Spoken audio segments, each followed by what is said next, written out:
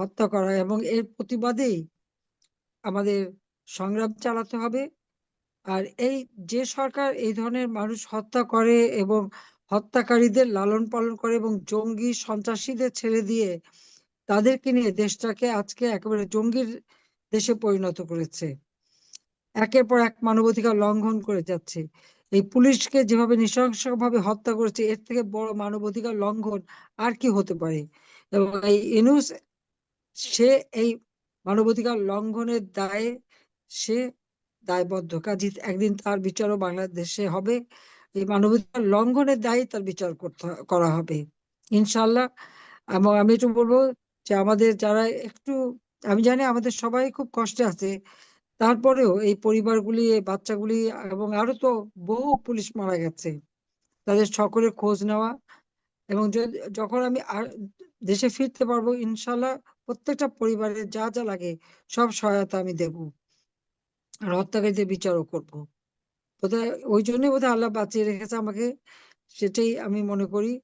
কাজে আমি এটুকু তাদেরকে কথা দিতে পারি যে এই ধরনের অপরাধে যারা জড়িত, ষড়যন্ত্রের সাথে জড়িত, এবং এখন পর্যন্ত দেশকে যারা জঙ্গির দেশে পরিণত করে একের পর এক মানবাধিকার লঙ্ঘন করে যাচ্ছে, তাদের বিচার বাংলা মাটিতে হবে। এবং আগামীকালের যে হরতাল এবং আন্দোলন, সেটাকে সফল করবার জন্য আমি আহ্বান জানাচ্ছি সবাইকে যে এদের বিরুদ্ধে সকলকে এখন সংগ্রাম করতে হবে, যাতে দেশটা এই রাহমুক্ত হতে পারে, বিচারহীনতার কালচার থেকে বেরোয় আসতে পারে, মানবাধিকার লঙ্ঘনের যে পদে পদে ঘটনা ঘটছে তার থেকে মানুষকে যেন মুক্তি দেওয়া যেতে পারে, দেশের মানুষের শান্তি আসবে, আস নিরাপদে তারা চলতে পারবে, সেই ব্যবস্থাটাই করতে হবে।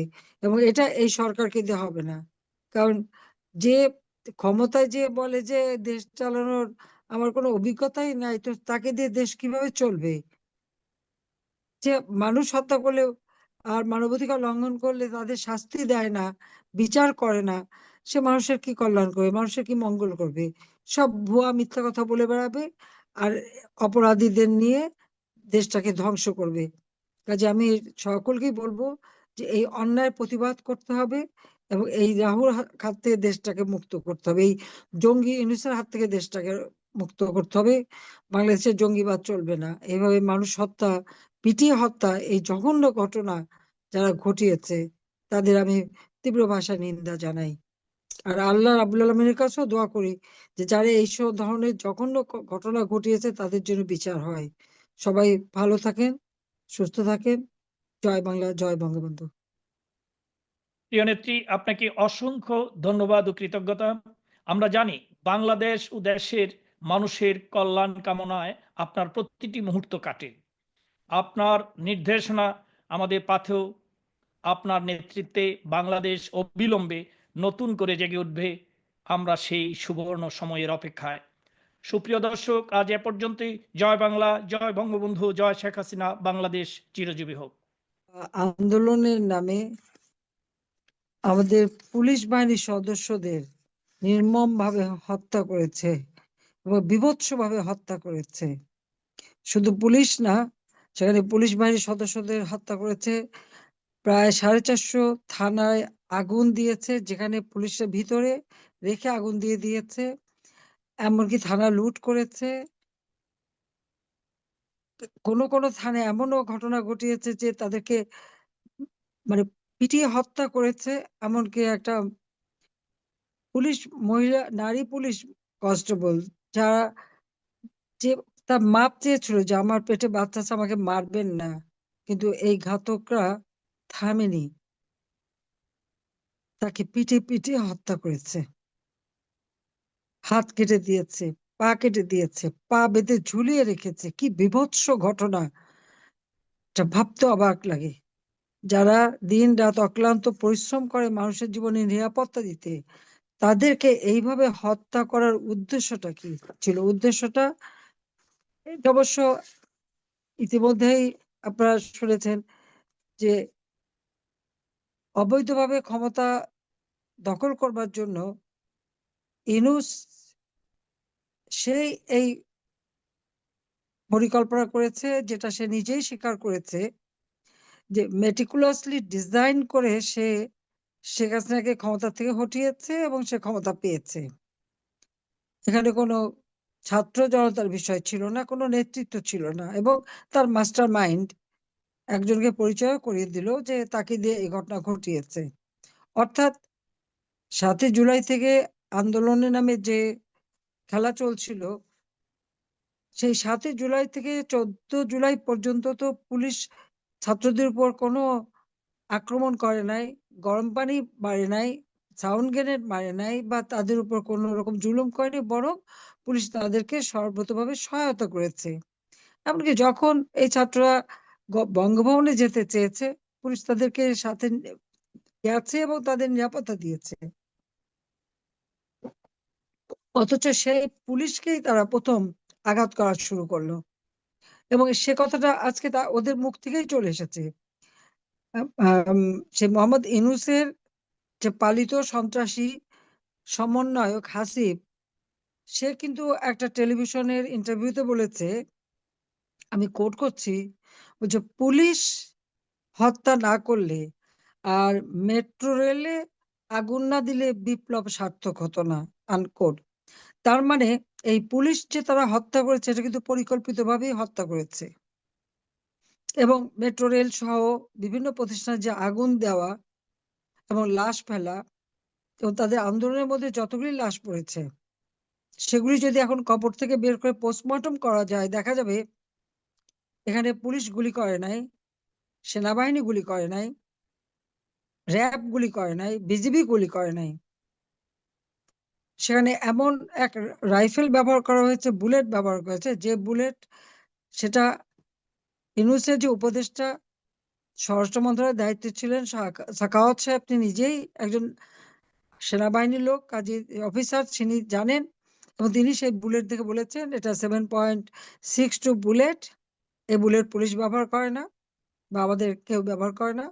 কাজে সেই গুলিতেই তারা মারা গেছে। এবং যখন এটা মিছিলের মধ্যে তারা ছিল, সেখানে কোন পুলিশ ছিল অনেক দূরে, হঠাৎ একটা গুলি লেগে মারা গেল, সেটা কিভাবে হয়? আর আবু সাইদের ব্যাপারটা যদি আমরা বলি, তা বলছে পুলিশ গুলি করেছে। হ্যাঁ, পুলিশকে যখন আক্রমণ করেছে, পুলিশের পক্ষ থেকে কখন কোন পদক্ষেপ নেওয়া হবে সেই নির্দেশিকা পুলিশের কার্যক্রমের মধ্যেই দেওয়া থাকে, তাদের কার্যপ্রণালীতেই থাকে, সেটা আইনেও দেওয়া আছে যে কখন কোন অবস্থায় তারা কোন অ্যাকশনে যাবে। তারপরে আমাদের পুলিশ বাহিনী যথেষ্ট ধৈর্যের পরিচয় দিয়েছে তখন, আমি বলবো অনেক ধৈর্যের পরিচয় দিয়েছে, কিন্তু এই ধৈর্যের পরিচয় দিতে যেয়েই তাদের উপরে আরো বেশি আঘাত। তো তাদেরকে পরিকল্পিতভাবেই হত্যা করা হয়েছে। এমনকি গণভবনে ডিউটি করতো, আমার ডিউটিতে যে পাইলট পুলিশ ছিল, যাত্রাবাড়িতে বাড়ি, তাকে সেখানে মেরে ব্রিজের কাছে ফেলে রেখেছিল। যখন এখানে ডিউটিতে আসে না, খোঁজ নিয়ে দেখা গেল যে তাকে ওখানে হত্যা করা হয়েছে। এইভাবে তারা পরিকল্পিতভাবেই মেরেছে, এবং সে কথাটা তারা নিজেরা স্বীকার করেছে। এটাই হচ্ছে সব থেকে মানে দুর্ভাগ্যের বিষয়, যে তারা আন্দোলন করবে, তাদের কোনো কিছু নেই, তারা এভাবে মানুষ খুন করবে, এটা কোন ধরনের কথা? একদিকে আগুন দিয়ে জ্বালানো, আর একদিকে লাশ ফেলা। আবার এই পুলিশ হত্যায় বিএনপির এক নেতা সিরাজগঞ্জের, সে বলেছে যে পুলিশকে মেরে নাকি কোমর ভেঙে দিয়েছে, যার জন্য আর পুলিশ কোনো কিছু করতে পারেনি। সেই সাথে আর একটি দল, কোন এক ইসলামিক আন্দোলনের নেতা, সেও আবার বলেছে, দাবি করছে যে তারাই পুলিশ মেরেছে। তার মানে কি, যারা মানুষের জীবনে নিরাপত্তা দেবে তারাই হয়ে গেল এদের শিকার, তারাই হলো এদের মানে লক্ষ্যবস্তুতে পরিণত হয়েছে। সব থেকে দুর্ভাগ্য যে এনু যে ক্ষমতা নিল, 15 তারিখের থেকে যারা যে ধ্বংসযজ্ঞ শুরু করে দিল এই ছাত্ররা, সমন্বয়করা, এবং বিভিন্ন জায়গায় তারা জ্বালাও পোড়াও, অগ্নিসন্ত্রাস, থানা আগুন দেওয়া, লুটপাট, বাড়ি ঘরে আগুন দেওয়া, ব্যাপকভাবে যখন শুরু করে দিল, পুলিশের উপর যখন আক্রমণ শুরু করে দিল, এরপর থেকে তো এই ঘটনা চলতেই থাকলো। আর কি দুর্ভাগ্যের বিষয়, যে পুলিশগুলিকে হত্যা করলো, আমাদের অগণিত আওয়ামী লীগ নেতা কর্মীকে হত্যা করেছে, 14 দলের নেতা, সাংবাদিক, সাংস্কৃতিক কর্মী, আইনজীবী, সব শ্রেণী পেশার মানুষের উপরেই তারা হামলা করেছে এবং হত্যা করেছে। সেখানে এতে কোনো বিচার হবে না। যাদেরকে হত্যা করেছে তাদের পরিবার বিচার চাইতে পারবে না। এদের দায় মুক্তি দেওয়া হয়েছে। দায় মুক্তি কেন দেওয়া হলো? যদি কেউ অন্যায় করে তার তো বিচার হতে হবে, তদন্ত হতে হবে।